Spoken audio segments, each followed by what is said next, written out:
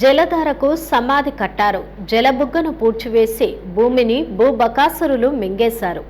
సుమారు 10 ఎకరాలు పైగా ఆక్రమించి అరటి పంటలు సాగు చేసుకుంటున్నారు.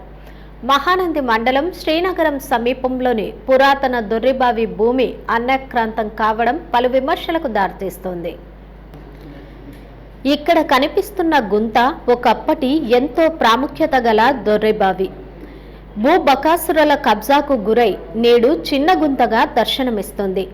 పూర్వము కొన్ని సంవత్సరాలుగా 20 అడుగుల లోతులో నుంచి బుగ్గ రూపంలో జలధార ఉద్భవించేది. ఏ కాలమైనా ఒకే పరిమాణంలో స్వచ్ఛమైన చల్లటి నీరు ప్రవహించేది. ఆ జలధార పొలాల మధ్య ప్రవహిస్తూ జమాలయ్య దర్గా మార్గంలో బొల్లవరం మరియు తమడపల్లె చెరువుకు నీళ్లను అందించేది. ఒకానొక సమయంలో తీవ్ర కరువు వచ్చినప్పటికీ ఆ బుగ్గ నుంచి నీరు ఉద్భవించడంతో ప్రజలు దాహార్తి తీరడంతో పాటు పరిసర ప్రాంతంలో పచ్చని గడ్డి పెరగడంతో పశువులకు మేతను అందించింది. ఆ ప్రాంతాన్ని భూబకాసురులు భక్షించి కనుమరుగు చేశారు.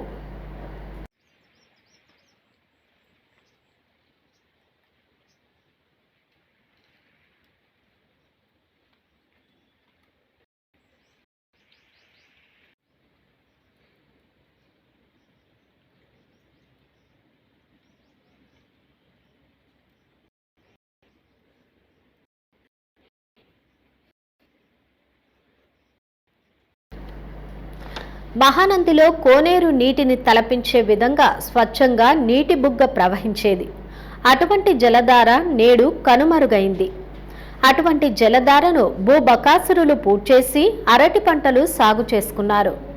గతంలో ఒక విఆర్ఓ భూబకాసురులతో కలిసి కాసుల కక్కుర్తికి ఆశపడి ఆక్రమణకు సహకరించారు.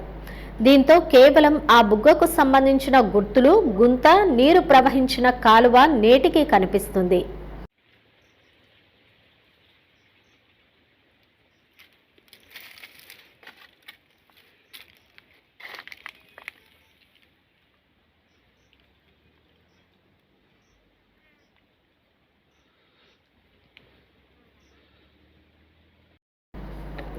నంద్యాల జిల్లా మహానంది మండలంలోని శ్రీనగరం సమీపంలో దొర్రిబావి ఉండేది. సర్వే నంబర్ 328లో 3 ఎకరాల 80 సెంట్లు దొర్రిబావి విస్తరించి ఉండేది. దీంతో పాటు ఇక్కడ మరో సర్వే నంబర్ 322లో 7 ఎకరాల పొలం ఉండేది. మొత్తం 10 ఎకరాలకు పైగా దొర్రిబావి పొలాన్ని ఆక్రమించి అరటి సాగు చేస్తున్నారు. 3 ఎకరాల 75 సెంట్ల మేర విస్తరించి నీటితో ఉండడంతో పశువులకు పచ్చని గడ్డితో పాటు నీటిని అందించేది. గతంలో సంవత్సరం పొడవునా ఏ కాలమైనా ఆ బుగ్గ ఒకే పరిమాణంలో స్వచ్ఛమైన నీటిని అందించేది. దీంతో ఆ దొర్రిబావికి ఎంతో ప్రాధాన్యత, ప్రాముఖ్యత ఉండేది. ఇక్కడ కాటమరాజు స్వామి విగ్రహం ఇప్పటికీ దర్శనమిస్తుంది. తిమ్మాపురం నుండి గాజులపల్లె వెళ్లడానికి విస్తారమైన రహదారి కూడా ఉండేది. రహదారి కూడా ఆక్రమణకు గురైంది.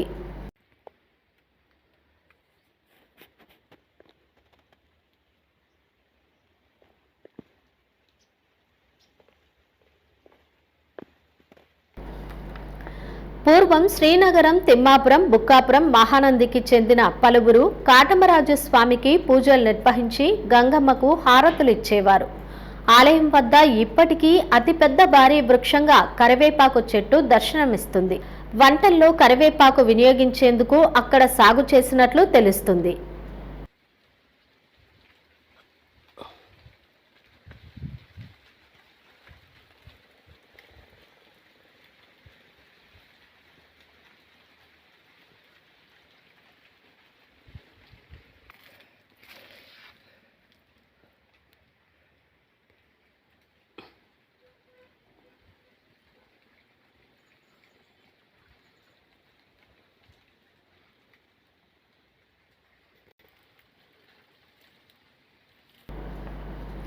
రాష్ట్ర ప్రభుత్వం భూగర్భ జలాలను పెంచడానికి చేపట్టిన జలధార, జలహారతి కార్యక్రమంలో భాగంగా దొర్రిబావికి పునర్జీవం కల్పించడంతో పాటు కాలువను అభివృద్ధి చేస్తే ఎంతో ప్రయోజనంగా ఉంటుంది.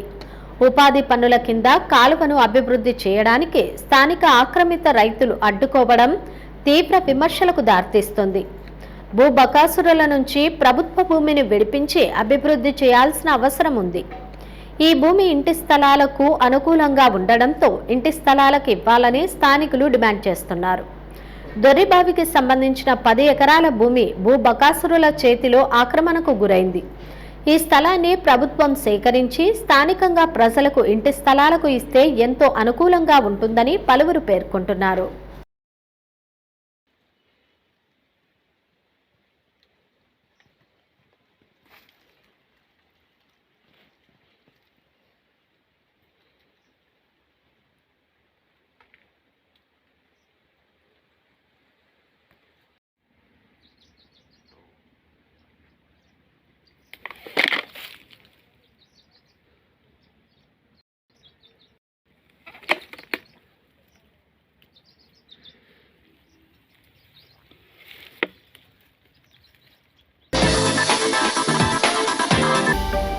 హలో అండి, నేను మీ గిరాక్ Sita. Please do subscribe to Nandyala communications.